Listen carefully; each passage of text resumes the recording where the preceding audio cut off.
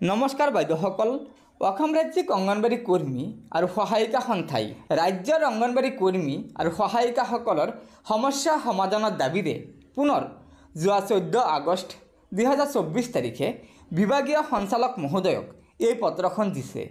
হয় বাইদেউসকল, আমি এই পত্ৰখনৰ বিষয়বস্তু ভালদৰে জানি ল'ম। তাৰ আগতে আপোনালোকক এটা অনুগ্ৰহ কৰি লগৰ বান্ধৱীসকলক এই ভিডিঅ'টো শ্বেয়াৰ কৰি আজিৰ এই গুৰুত্বপূৰ্ণ খবৰটো জনাই দিব আৰু নতুনকৈ অহা বাইদেউসকলে অনুগ্ৰহ কৰি আমাৰ এই চেনেলটো ছাবস্ক্ৰাইব কৰি ল'ব। হয় বাইদেউসকল, এই পত্ৰখনত প্ৰথমতে কৈছে, প্ৰতি মাননীয় সঞ্চালক মহোদয়, মহিলা আৰু শিশু কল্যাণ বিভাগ।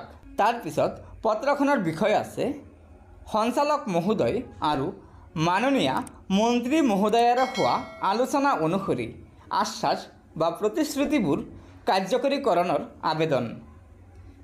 তলত কৈছে, মহোদয় নমস্কাৰ গ্ৰহণ কৰিব।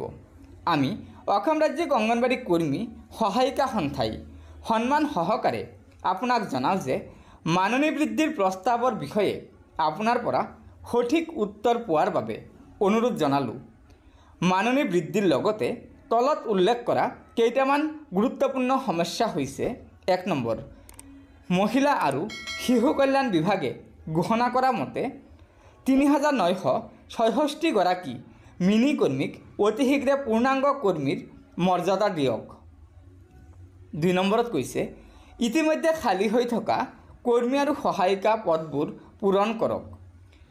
3 নম্বৰত কৈছে, অৱসৰপ্ৰাপ্ত সকলো কৰ্মী সহায়িকাই এককালীন সাহায্য পোৱাটো সুনিশ্চিত কৰক।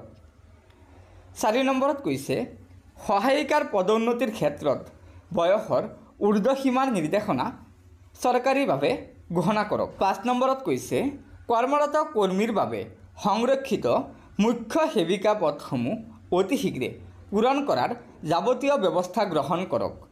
6 নম্বৰত কৈছে, ৰাজ্যখনত থকা জৰাজীৰ্ণ অৱস্থাত থকা কেন্দ্ৰসমূহ পুনৰ নিৰ্মাণ কৰক। 7 নম্বৰত কৈছে, শিশুসকলৰ বাবে ডাল, খিচিৰি, চুজি, হালোৱা আদি খাদ্য সলনি কৰক। 8 নম্বৰত কৈছে, কেন্দ্ৰসমূহ একত্ৰীকৰণৰ ফলত হোৱা সমস্যাসমূহ সমাধানৰ বাবে আবেদন কৰিলোঁ। 9 নম্বৰত কৈছে, কৰ্মৰত কৰ্মী সহায়িকাৰ বকেয়া মাননী অতি শীঘ্ৰে মোকলাই দিয়ক। তলত কৈছে, আশা কৰোঁ সঞ্চালক মহোদয়ে অংগনবাড়ী কৰ্মী সহায়িকা সন্থাই উল্লেখ কৰা উক্ত সমস্যাসমূহ সমাধান কৰাৰ ব্যৱস্থা গ্ৰহণ কৰিব। ধন্যবাদেৰে জয়মতী দাস, সভানেত্ৰী, সম্পাদিকা প্ৰধান ইন্দিৰা নেৱাৰ। গতিকে বাইদেউসকল, এয়া নিশ্চয় অসম ৰাজ্যিক অংগনবাড়ী কৰ্মী আৰু সহায়িকা সন্থাই ৰাজ্যৰ অংগনবাড়ী কৰ্মী আৰু সহায়িকাসকলৰ সমস্যা সমাধানৰ দাবীৰে এটা বৃহৎ সিদ্ধান্ত গ্ৰহণ কৰিছে। কিয়নো অসম ৰাজ্যিক অংগনবাড়ী কৰ্মী আৰু সহায়িকা সন্থাই বিভাগীয় সঞ্চালক মহোদয়ক এই পত্ৰখনৰ জৰিয়তে যোৱা 14 আগষ্ট 2024 তাৰিখে সঞ্চালক মহোদয়ক জনাইছে যে অতি শীঘ্ৰে ৰাজ্যৰ অংগনবাড়ী কৰ্মী আৰু সহায়িকাসকলৰ মাননী বৃদ্ধিৰ প্ৰস্তাৱৰ বিষয়ে সঠিক উত্তৰ বিচাৰিছে। গতিকে বাইদেউসকল, আশা কৰা হৈছে যে সঞ্চালক মহোদয়ে অতি শীঘ্ৰে এই সন্দৰ্ভত শুদ্ধ উত্তৰ দিবলৈ চেষ্টা কৰিব।